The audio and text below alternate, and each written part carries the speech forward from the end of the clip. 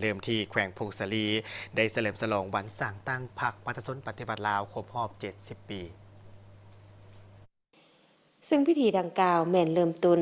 ด้วยงานตลาดนัดและในค่ำคืนของวันที่21 มีนา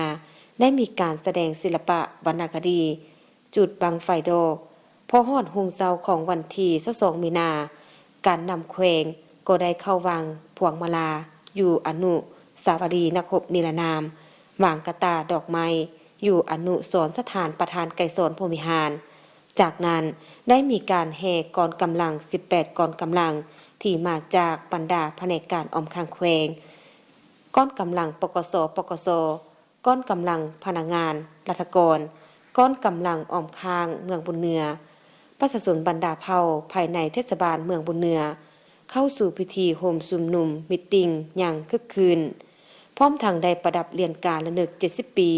วันสร้างตั้งพรรคประชาชนปฏิวัติลาว22 มีนา 1955 หา22 มีนา 2025ให้สมาชิกพรรคแขวงพงศาลีที่มีผลงานและคุณงามความดีในภารกิจปกปักรักษาและสร้างสรรค์พัฒนาประเทศชาติตลอดระยะผ่านมาจำนวน608สหายในนี้สมาชิกพรรคบำนาญ570สหายหญิง76สหายสมาชิกพรรคประจำการ38สหายหญิง5สหายรับชมและรับฟังการถ่ายทอดสดศูนย์ถอนโพธิ์ของสหายทองดุลศรีสุฤทธิ์เลขาธิการใหญ่พรรคประชาชนปฏิวัติลาวประธานประเทศแห่งสาธารณรัฐประชาธิปไตยประชาชนลาว